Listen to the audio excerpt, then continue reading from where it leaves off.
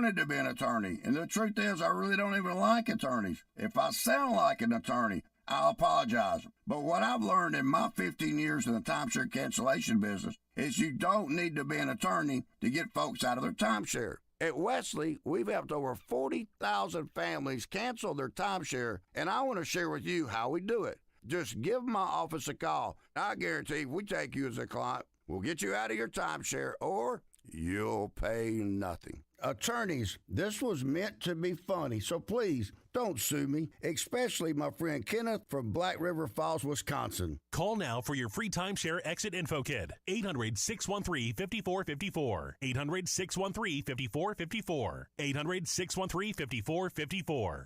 Helping you get where you're trying to go. Get digital media solutions for your business. Visit surroundtampa.com. Surroundtampa.com. Just when you thought your smartphone couldn't get any smarter, now you can add the AM860 app with local news, national headlines, and commentary. The answer is smart. Adding the AM860 app to your smartphone is genius. Get it now at the Apple App Store and Google Play. For today, partly sunny, a beautiful high 80. Tonight, mainly clear, low 63. Tomorrow, variable clouds, high 81. Tomorrow night, thick, low 66. On Tuesday, cloudy in the morning, then a mix of clouds and sun with a stray shower in the afternoon with a high of 82. Get your weather news when and how you want it wherever you are. Download our free app or visit AccuWeather.com. That's your AccuWeather forecast. I'm Caitlin Lawrence for AM 860, The Answer. The following program is sponsored by Bay Area Medical Can Care Clinic.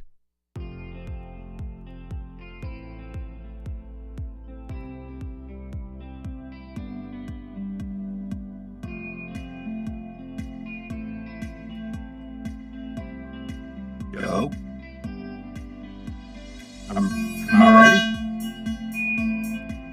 Good morning, everybody. This is Dr. Bill, your Radio MD. We're doing a show this morning, and if you're watching on Facebook, all you're seeing is Joe's screen with the word Joe on it. So I don't know. I don't know how to get rid of it. Attorneys, this was meant to be funny. I don't know how to get rid of it.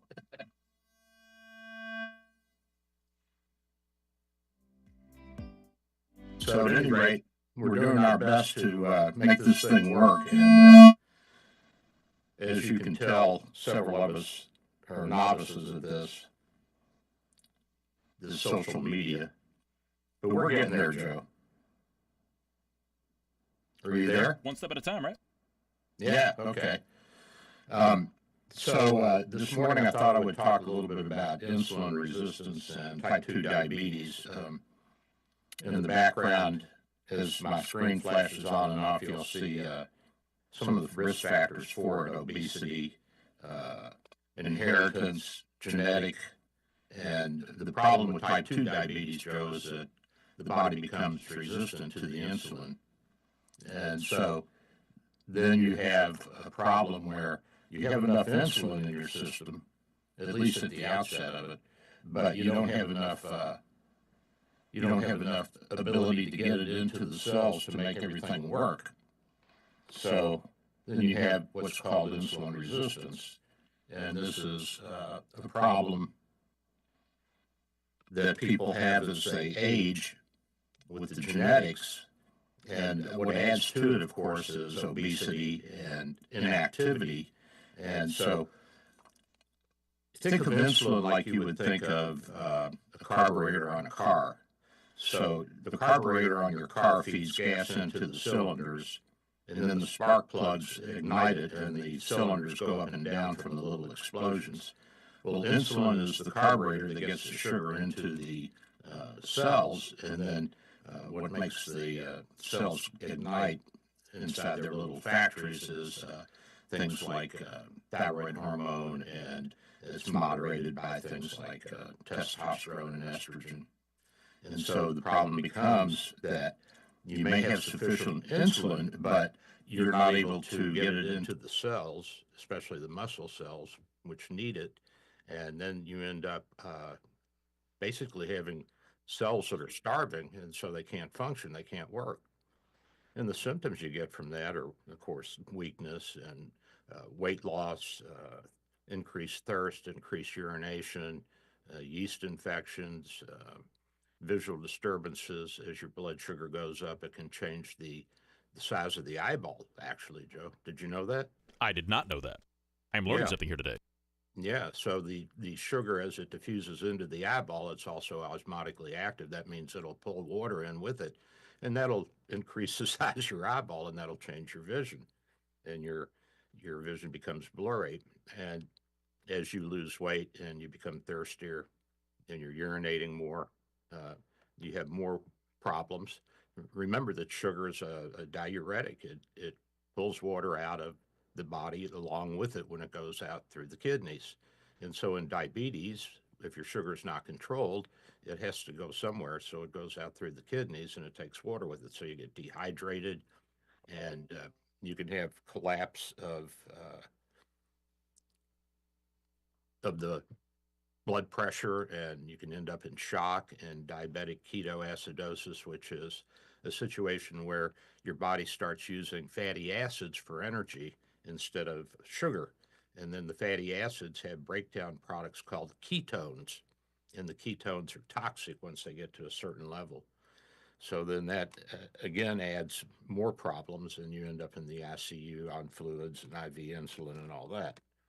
And say, well, what's the treatment for this? Well, I think that a certain amount of prevention will help, although if you have the genetics, it may not help completely. But keeping your weight down, I know I sound like a broken record, but keep your weight down, keep your blood sugar under control, activity, 30 minutes of aerobic activity every day. And as we get older, it's harder to do that. So a lot of the older people walk instead of riding a bike or swimming. But whatever you can do to burn up some calories and keep the old joints limber, do it. That's the way to stave off diabetes. It also will prolong your life. And another important factor of this, Joe, is that people with diabetes, we recommend that they be on a statin, on a cholesterol-lowering drug, even if it's a very low dose and their cholesterol is okay. We know that they do better over a long period of time with a low dose of a statin. Also, a low dose of a blood pressure medicine in the ACE or ARB family are recommended. And these two medications, the statins and these ACE or ARBs, one or the other, ACE or ARB, will help preserve the blood vessels and decrease kidney failure, heart attacks, strokes. Even if you don't have high blood pressure per se with your type 2 diabetes, a very low dose is protective. And we've also got newer drugs out like Jardiance, which are sugar glucose reuptake receptor blockers in the kidneys. And what they do is they force the kidneys to get rid of sugar and salt. They also have some effects on the hormones in the gut and throughout the body. And so they keep your blood sugar lower. They keep your blood pressure down. They're protective of the heart. They're protective of the kidneys. And they're protective of the blood vessels. So we have a good armamentarium. And as you know, with things like Ozempic and Wegovy, we can also lower the blood sugar and alter the hormonal balance in the gut between insulin and glucagon and other hormones that are released by the pancreas and the liver that help regulate our sugar levels in our body. So when we bring sugar into our body by eating, and almost everything's broken down to simple sugars, then we increase the amount of insulin secreted by the pancreas. The pancreas is an organ that sits behind your stomach. Let's see if I can find a picture of that for you. And it will drive the sugar into the I'll have to get that later. That will drive the sugar into the cells where it can then be used as energy by the little mitochondria. The little mitochondria are the little they're little subsets inside the cell that actually does the work and makes the ADP and ADT and all these high energy bonds. And the whole thing is about electrons being shifted back and forth. So it's important to remember that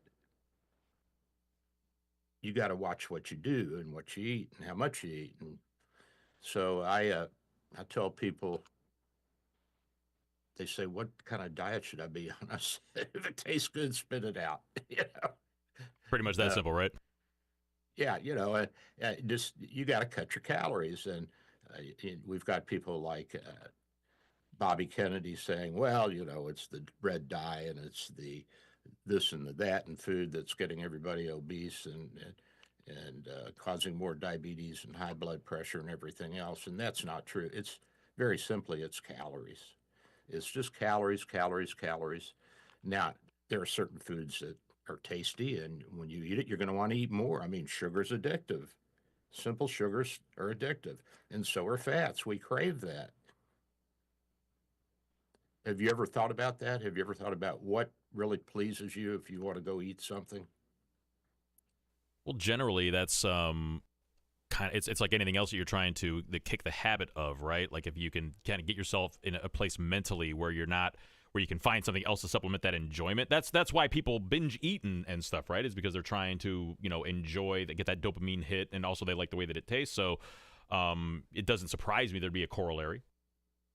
Yeah, and I think also a lot of it is learned behavior, and I see this in employees, I see it in patients. If they're real heavy set and predisposed to diabetes, they grew up in households where everybody ate and everybody was big. And I don't know if you've ever been in the household of really morbidly obese families when they're eating. I have, and I mean, the father is yelling at, eat your food, eat it all, and shaming the kids if they don't eat. And of course, they all end up morbidly obese. So there's a certain environmental factor that goes along with this too. And that's tough to break. That is really tough to break because you're talking about things that start in infancy where mothers are waking the kids up every 2 hours to breastfeed, even if the kid isn't hungry. And so they're basically force feeding them from infancy. And some people say, well, that's genetic. No, it's not. That's behavioral. The kid's asleep. Leave him alone. Don't pick on him. So at any rate, behind me now, if you're watching online and you can see this, it's a picture of the abdomen and the big organ in the right and left half of the abdomen. That's there is the liver, and then the stomach is right below that, and then the little green thing below the right side of the liver is the gallbladder. Now, Doc, hey, before you move on any further on that, Doc, people can watch you right now on, we want to make sure people know this, because people may not know they can get you right now on YouTube, they can get you on X, they can get you on various Facebook pages, and also on Twitch. All that's correct, right? Correct. So if you're listening right now and you want to actually see what he's referring to, any of those platforms, you look up Dr. Bill William Handelman or Dr. Bill Your Radio MD, you should be able to pick that up. As you're mentioning this, because I'm watching it right now and I'm intrigued by it, if people aren't familiar with that, then I want to make sure they had a chance to be familiar with that. Yeah, absolutely. I appreciate that. And it's you would think that things are separated out fairly well in the gut. Everything's packed in so tight. I mean, it is packed in after you do surgery on the bowel or whatever, and you go to close everything up. I mean, it's like, it's like stuffing a bean bag to get everything back in there. But the pancreas sits right behind the stomach and the liver, and beside the liver, below the liver, and it empties out into the small bowel, right below the stomach, and the small bowel is that loop that you see at the bottom. And it's part of your intestines, and so that's where the pancreas empties out the exocrine. Exo meaning expelled from the organ, enzymes and hormones, and so we have to break down fats and proteins, and we don't do that in the stomach completely. The stomach breaks down some proteins and almost all the sugars, and remember, almost everything is eventually turned into sugar. And if you don't burn it up, then it gets turned back into fatty acids and gets stored in your fat cells, and then you get fat. That's part of the problem. But at any rate, so the enzymes from the pancreas that help with digestion go down a little tube in the center of the pancreas and are pumped out into the small bowel, into the intestines, where they work on the partially digested food to break it down further. And we can only absorb certain things, so it has to be broken down into essential amino acids and essential fatty acids. And then those are absorbed along with vitamins and minerals and other things. But the intestines is pretty picky about what it will and will not let in. Even vitamin B12 has to have a special carrier that it picks up in the stomach, and then it gets absorbed in the intestines. And if you don't have that, and as you know, as we get older, our skin thins out. Well, the skin in the stomach thins out too, and in the throat, and all the mucous membranes, the bowel, the vagina, everything. It gets thinner and more susceptible to problems and less metabolically active. So then those protein carriers that you need to get vitamin B12 into your system, guess what? They don't get the B12 in because they aren't there and they don't pick up the B12. So the B12, you just poop it right out. You don't absorb it. And that's when you have B12 deficiency. And we have a lot of older patients that we give a B12 injection to once every 3 or 4 weeks.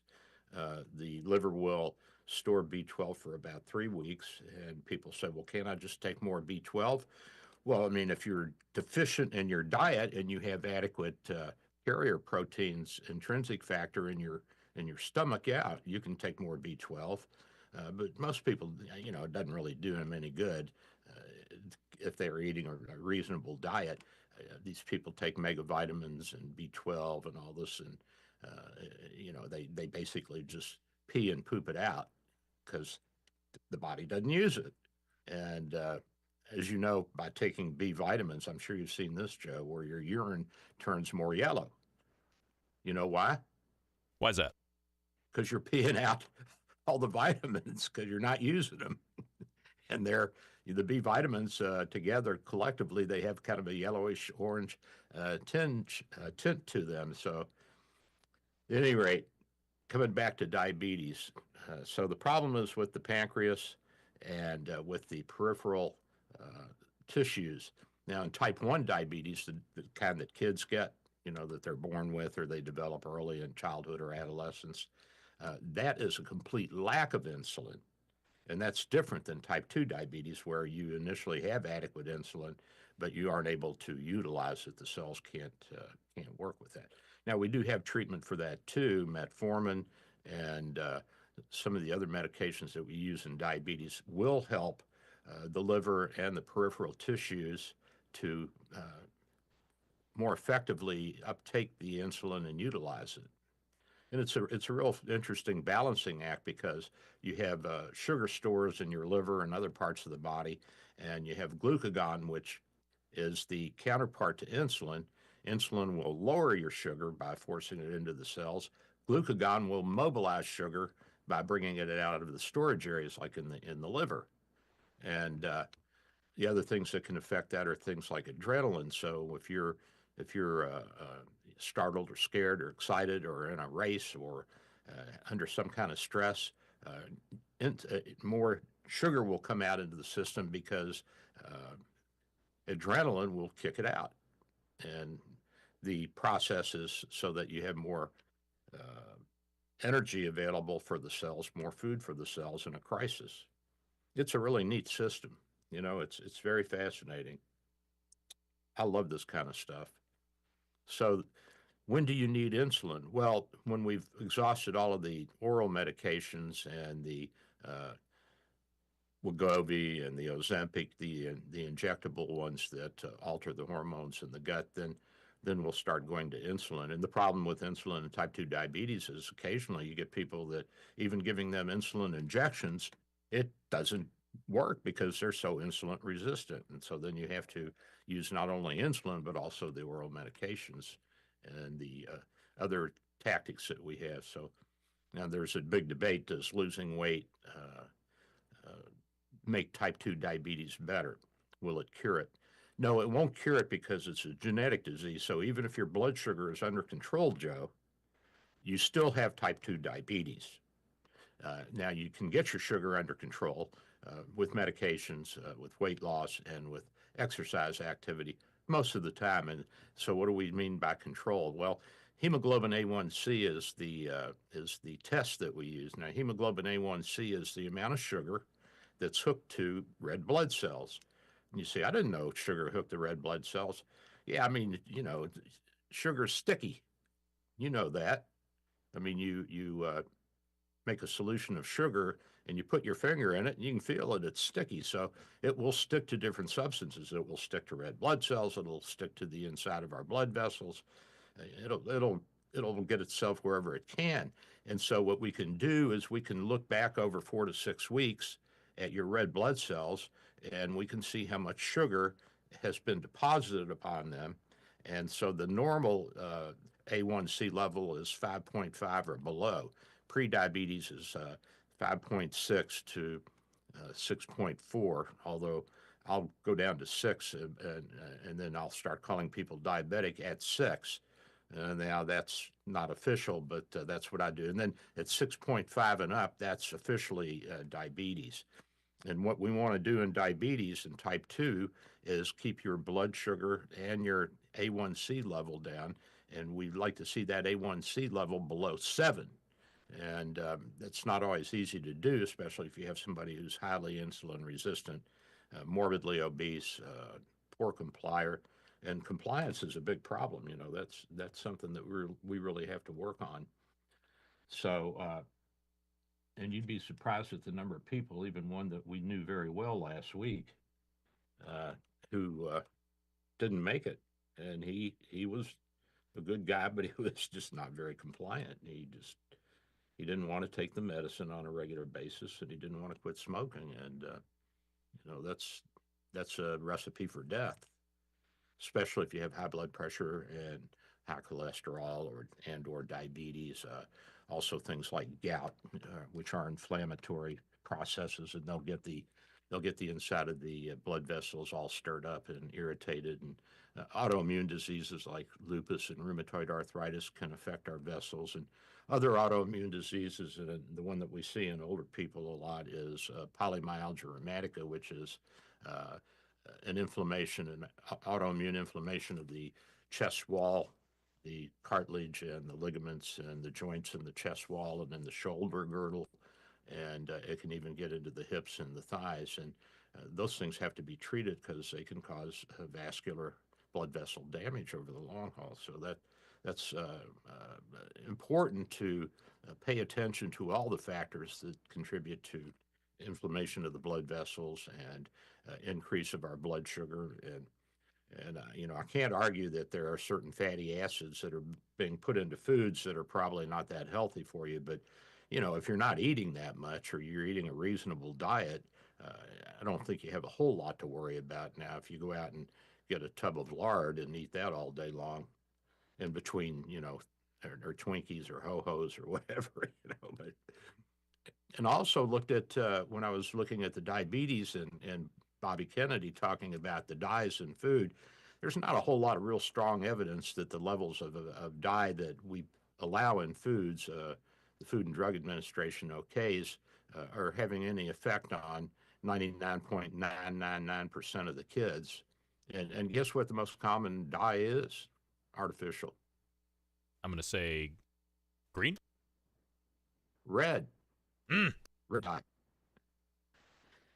And the problem is that in order to make food more appealing, the food manufacturers will put dyes back in because as they process food, you know, a lot of times it just comes out looking like baby mush, and people then are less likely to eat it. So they try to spruce it up a little bit. We're visual hunters, so we look at our food and decide before we even taste it if we're going to like it or not. And our taste and our smell are intimately tied together, so we also smell it, and the aroma is another factor that pulls it in. But you think about it, a lot of the processed food, if it didn't have dye in it, it'd just be kind of a puce or brown color because a lot of it's cooked. And when you cook colored vegetables and fruits, they break down and they lose their coloring, as you know. I mean, you know, think about carrots. They're so bright orange, but then when you cook them, it's kind of a dull looking color. So the companies do use that. Now, I think Bobby Kennedy's well intended. I don't think that he is a scientist. I know he's not, and he's not a doctor. And I don't think that the research is going to proved to support some of his theories, but a lot of the food processing companies are doing their best to use natural dyes. And guess what the problem is with the natural dyes? What's that? They break down in a hurry. And, they're more susceptible to the action of air, oxygen, and oxidation. And oxidation is rust. So, when iron oxidizes, you got rust. Well, almost everything will oxidize if you give it enough time. And so that will break down all kinds of things. In fact, the cholesterol plaques that are sticking to the walls of our arteries from too much fat, high blood pressure, diabetes, all these things, it basically is a rusting of certain fats. They get oxidized and they form plaques. And so that's a real problem. We oxidize, we rust organically. That's pretty interesting, isn't it? I love talking about this stuff. It's a ball. So at any rate, the takeaway here is that prevention is worth a lot more than a cure is, and it's a lot cheaper. And will this completely save you from diabetes if you have type 2 diabetes in your family? No, not necessarily, but it can prolong the onset of the diabetes until later in life.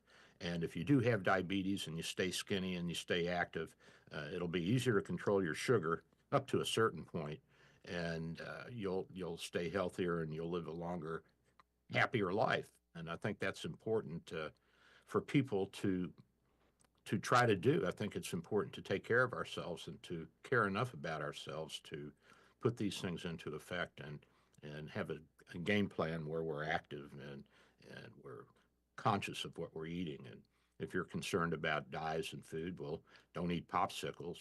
They're loaded with dye, and a lot of confections are loaded with dyes. So when you go to the Publix and you see the cakes with the icing on top and the pretty red roses, that's all artificial red dye. So if you're worried about it, don't eat that.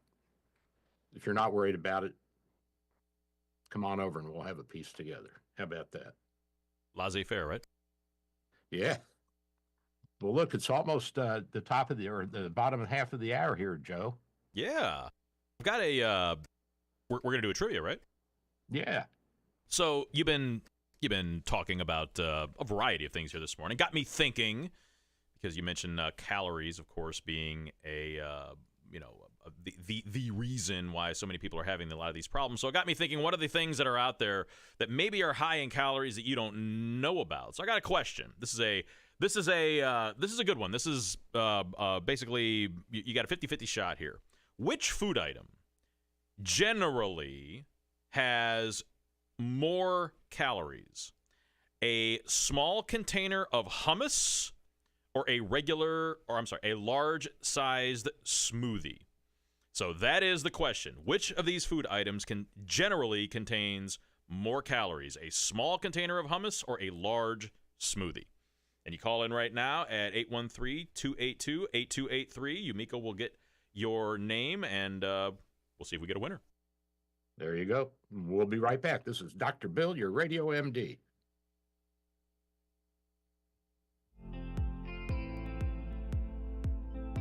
At Simple Path Retirement, we don't answer to corporate management or shareholders. We answer to you. Start living your best life today. Visit simplepathretirement.com.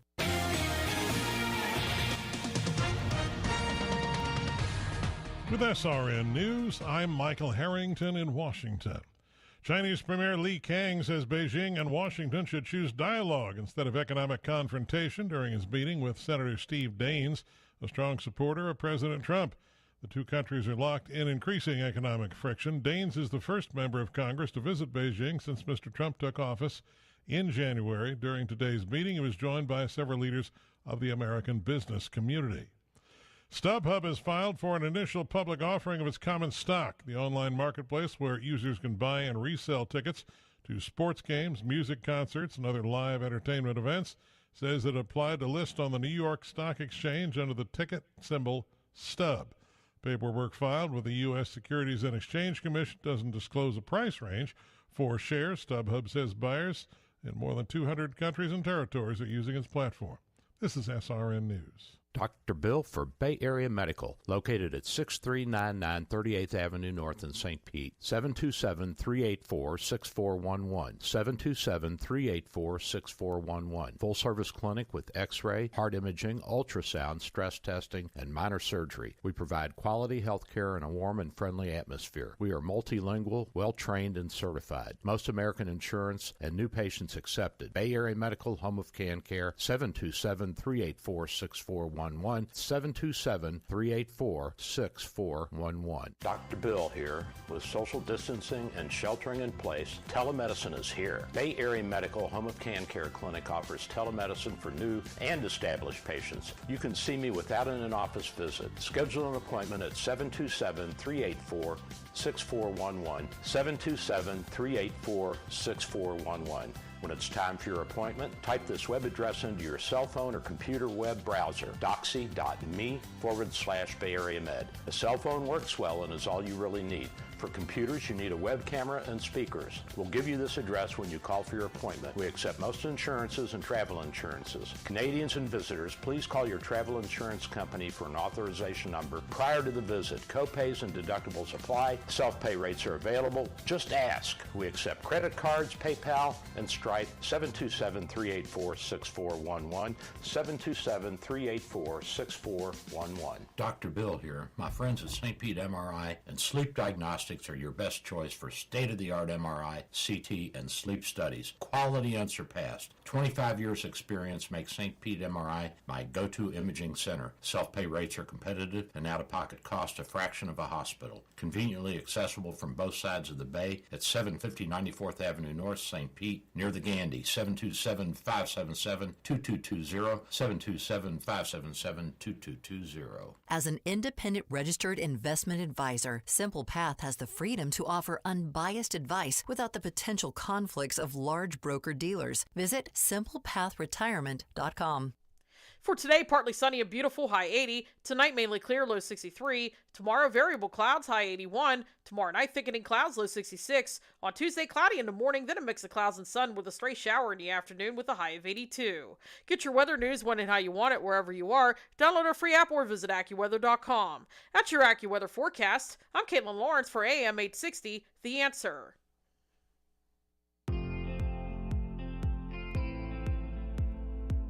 And we're back. This is Dr. Bill, your Radio MD. I got Joe with me today. He's my wingman. Hey, Joe. Hey. And we're doing a show. We're in the second half. We're in the bottom half of the inning here. And I think we had a pretty good talk first half about diabetes and health and all that. And we wish Bobby Kennedy good luck as the head of the HHS, Health and Human Services. We'll see how effective he is. He's certainly getting a lot of press. But interestingly, these tariffs, of course, you know what they're having the biggest effect on. Well, a lot of German Canadian luxury cars. Oh, is that right? Yeah, the BMWs and so I did not know this. You know where the BMWs are made that are sold in the United States? So where the BMWs that are sold in the United States are made, is that the question you're asking? Yep.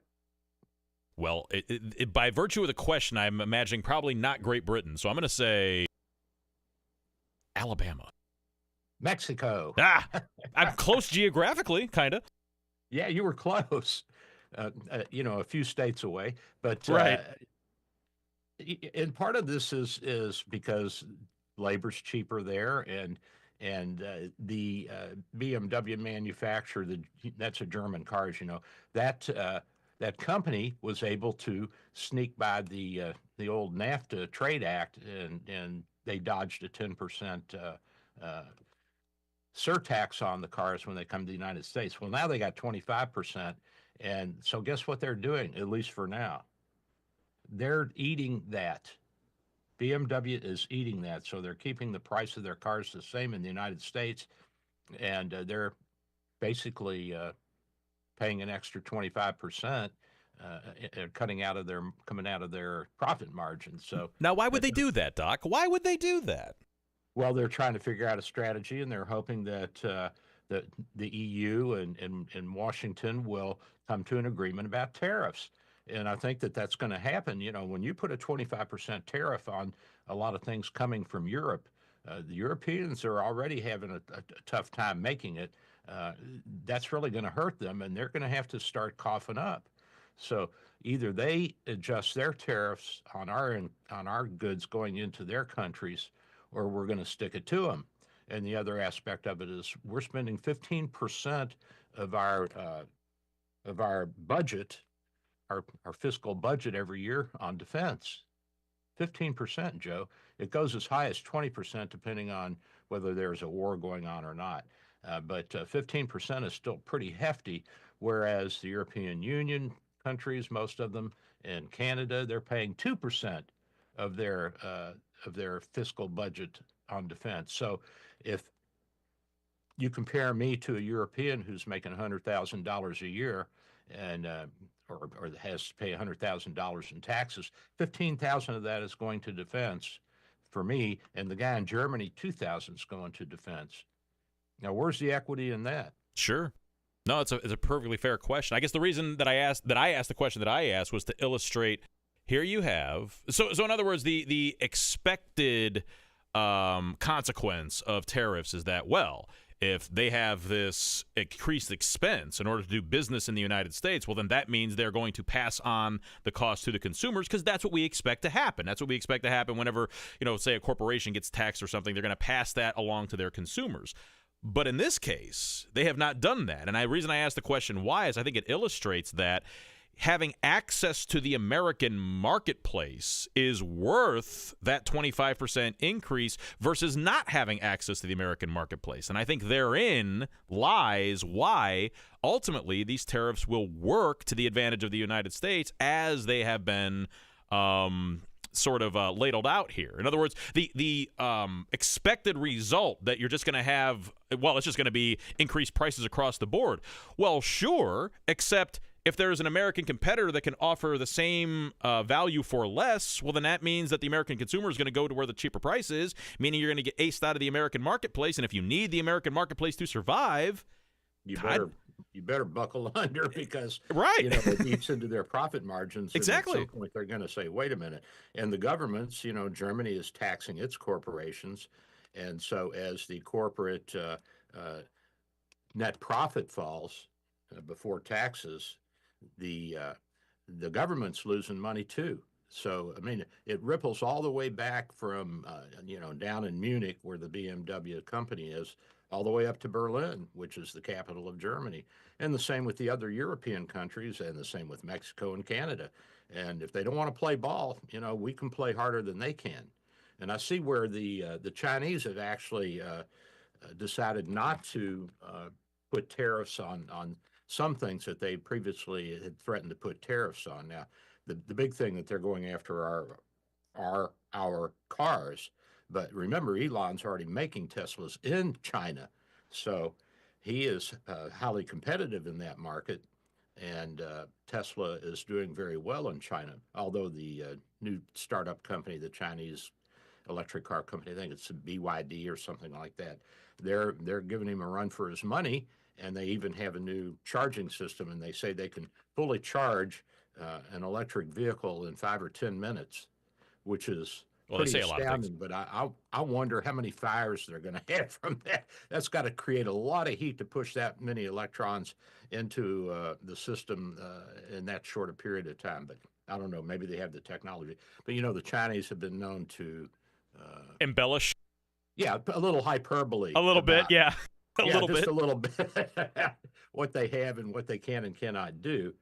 Meanwhile, back over on our side of the Pacific, all these eco companies, the startup companies that got money from the federal government, the climate startups, they're all going back into more carbon-based kinds of pursuits. And there's a company called Magrithia Metals, and they're trying to extract, or they are extracting, lithium from seawater, from salt water in the sea.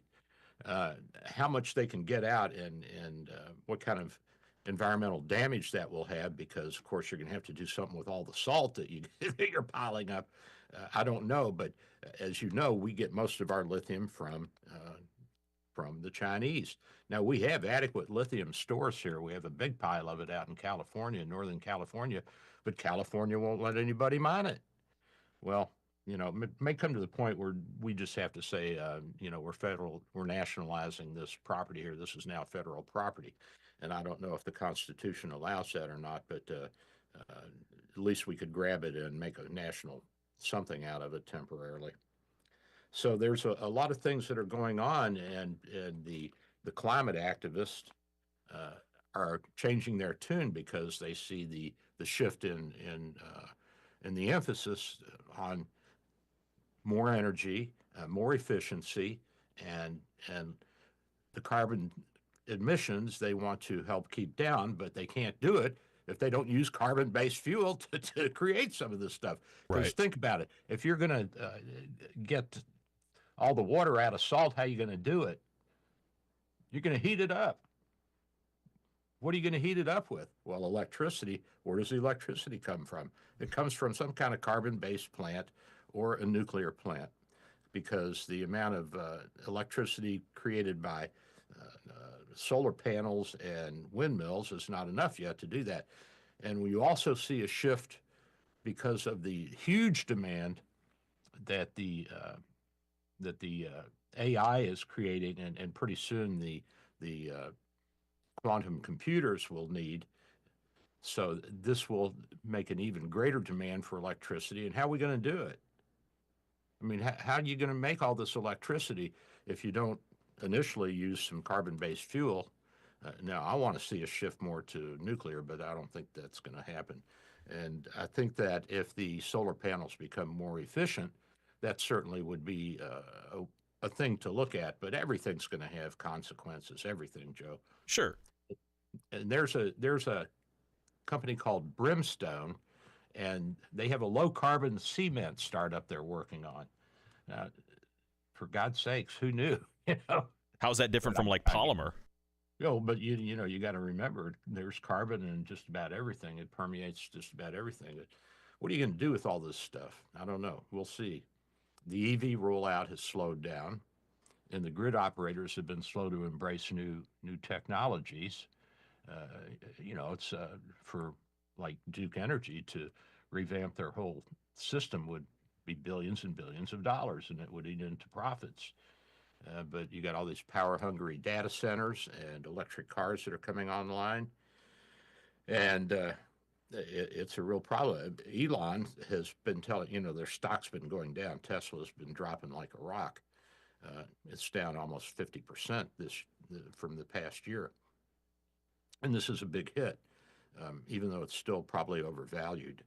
But he's telling his employees not to panic, hold on to your stock, it'll come back up. And then on the other side, we have these crazy left-wingers that are going out and blowing up Tesla dealerships and burning Tesla cars. And well, you know, like you say, there's a reaction to everything, and there are a lot of people that are reacting to these activists that you're referencing here by going out and buying Teslas. So to your point, Elon may be right in telling his shareholders to, hey, hang on, guys, because there's going to be an influx of new business because of the response to the activism. Yep. And, you know, there's companies that are trying to develop new kinds of electrical wires that are more efficient and can carry the electrons further so they can meet the needs of these data centers and the increasing, if it continues, the increasing electric car market. But, you know, we really don't have that much penetration. There's only about 8% of American cars on the road that are electric vehicles or hybrids. Even Thailand has higher than that. They have 15%. So it's a fascinating phenomena that we are encountering, where we're going from this crazy left-wing ideology that we can save the planet overnight and force everybody to use electric instead of gas or coal or whatever. And of course that's felonious. That's false. I mean, somewhere you got to get the electricity, and somehow you have to manufacture and get the generators pumped up, or get enough solar panels, and that takes carbon-based fuel. I'm sorry, unless you want to go nuclear, which is, of course, the smartest thing, but that's probably the inevitable path. I mean, I know that you're right that there's not really an appetite for it right now, but it probably is the inevitable path, because you're right. It's the thing that's there. It's what we have access to. It makes the most sense. But, you also bring up something that's interesting here. What do you, because, a Tesla, any type of a Tesla, not the easiest car in the world to explode. Like, they are not hard, or I'm sorry, they're not easy to burn. What do you suppose they are using to burn these vehicles? They're most definitely using some kind of an accelerant, right? Yeah. Well, the Molotov cocktails. Right. And apparently there's somebody funding all of this. And well, as of course, Trump has pointed out, if you look at it, all the signs are the same all across the country. So there's one central area that's making signs for these people to carry around, and they're probably teaching them how to make Molotov cocktails and all this kind of stuff. And I mean, this is just silly. It's like cutting off your nose to spite your face. And these are the same people that were all for electric vehicles, and now they're attacking electric vehicles because they don't like Elon Musk and Doge. I don't know. I don't get it. No, I think you've nailed it. I think you get it exactly right. I mean, that appears to be the situation. In other words, 5 minutes ago, the world was on fire, literally, according to these same individuals. But now, none of that really matters because we really, really hate Elon. That's about the size of it, as far as I can tell. Yeah, and I don't hate him. I don't know him. Right. But I love what he's doing for the country, for the planet, for ecology. I mean, he's really a genius. I mean, did you see that capsule come back from the space station with the 2 astronauts that have been up there for 9 months? I mean, it's just hard to, even if you're watching it, it's just hard to conceptualize that it's real. Yeah, that you're seeing what you're seeing, right? It just seems like how am I seeing what I'm seeing right now? And even the dolphins are amazed. Did you see them all swimming around the capsule? That is the cherry on the sundae, right? Because dolphins have always been another one of these signs of, like, of peace and harmony. And so in addition to, this evil person rescuing astronauts from space, they get greeted by dolphins when they hit back to Earth. It's kind of perfect. Kind of a little too perfect. I wonder what the dolphins are thinking. Are they thinking, are these humans crazy or what? Or what are you guys up to now? Right. Did you guys just fall out of the sky? Is that what I just saw? Yep. But it's just amazing what he has been able to accomplish, being able to bring a booster rocket back down and have it land on a pad. Yeah. I mean, that, we knew that would happen someday, but I didn't think all this would happen in my lifetime. My God, he's going to send somebody to Mars before I'm dead. I wouldn't have thought that possible 5 years ago, maybe. But it seems like it actually could happen. It legitimately seems like we could actually get to that. And yeah, you're right. It's he thinks bigger probably than any human that I've ever been aware of. He thinks about everything like, well, what can be done, and there's no limitations on any of. And yeah, people like that are rare. And you can, like them or not like them, but the advancements he appears to be making for generally the good of humankind are very, very difficult to argue with. Oh yeah, and I mean, he's the Thomas Edison of our era. He just has so many ideas, and the brain's always going. And Thomas Edison was they were kind of alike, because Edison he'd just lay down on a workbench or a table in his lab and catch some sleep and then get back up and start back at it. And, it's like Elon, he throws his sleeping bag out on the floor of the Tesla plant. Who does that? You really have to have some commitment and some drive to put that kind of effort into it. It just amazes me. And I don't know. I understand that there's a lot of people on the left that are really and they've lost it. And I don't know if they ever had it. But I agree with Trump. This is domestic terrorism. They should be locked up. We don't need that. Yeah, there's no excuse electric cars. There's no excuse for that. Electricity. We need more science. We need more industry. We need all these things. This is what advances humanity. It's not social welfare programs that advance humanity. As they say in the stock business, a rising tide lifts all boats, which means when the market's going up, almost all the stocks are going up with it. Well, if the technology and the medicine and the living conditions and all that are going up, they're going to raise everybody up. And you say, well, it's not fair that, you've got a 5,000 square foot home and I'm only got 1,200 square feet. That's a nonsensical argument. I mean, are you happy? Are you well fed?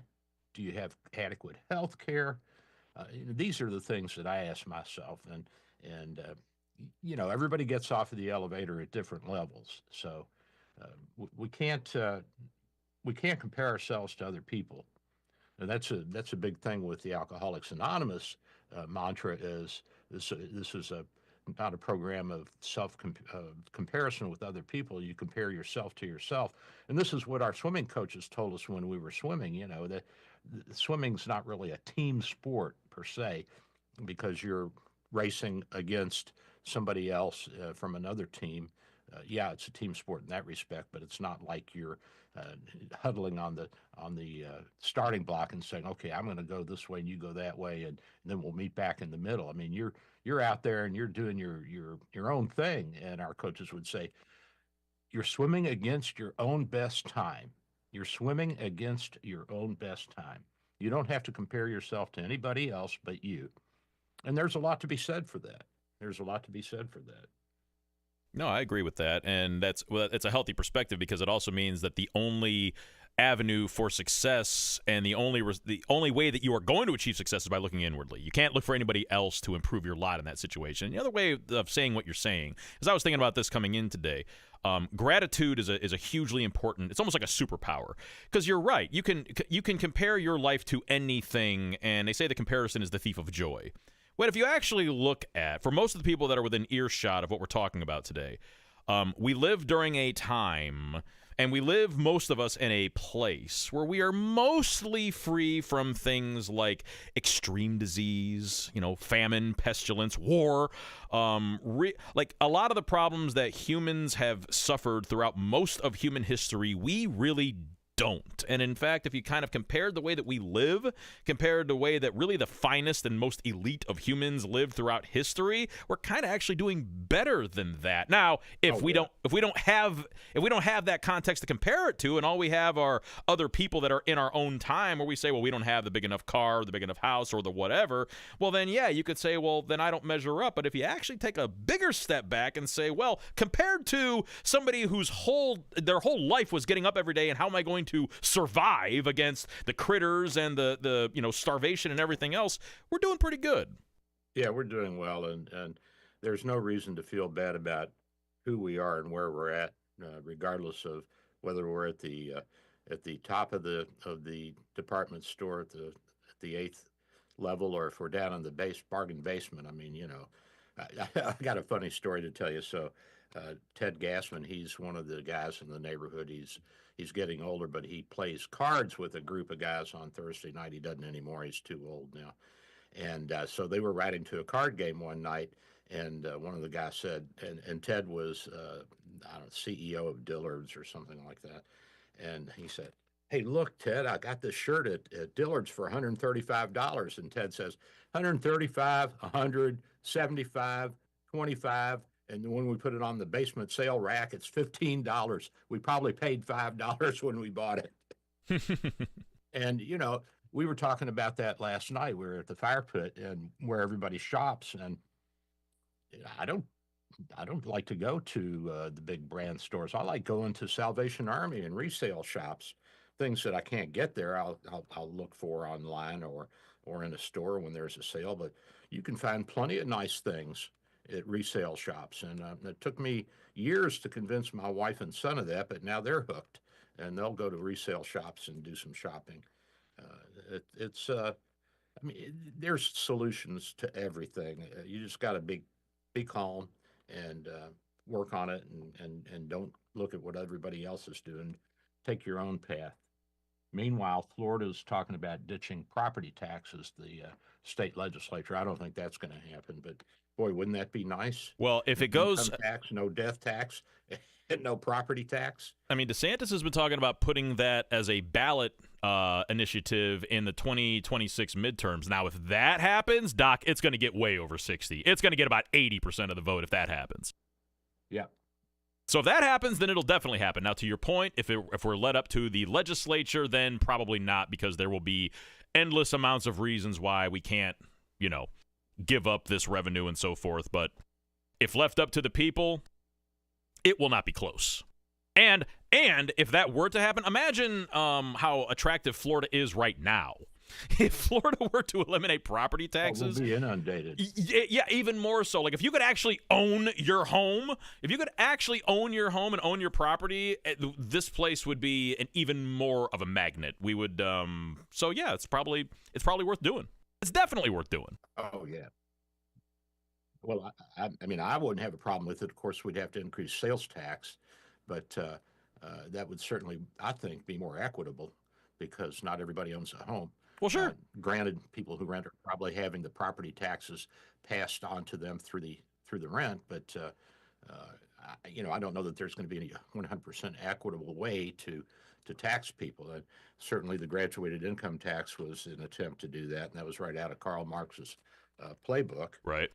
Did you know that? Oh, of course. Well, I mean, yeah, and we got about a minute left in the show here, but I mean, all of that started about 110 years ago. I mean, you could take it chapter and verse, and I think there's actually something of a awakening on all of that, and maybe we'll get some rumblings and ramblings, maybe revising the IRS and the code and all that type of stuff. But yeah, it's not a surprise that all this stuff is happening as we've had this lurch toward leftism in the last 100 and so years. Yeah, and I don't have a problem with helping those less fortunate out and reaching out and pulling people up, but you know what?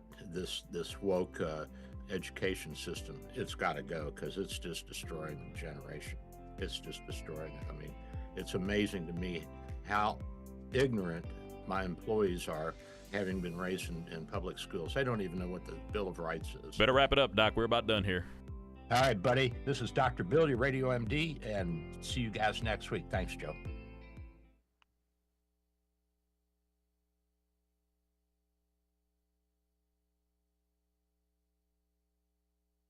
I don't know if you can still hear me. I can hear you. I thought that was a great show.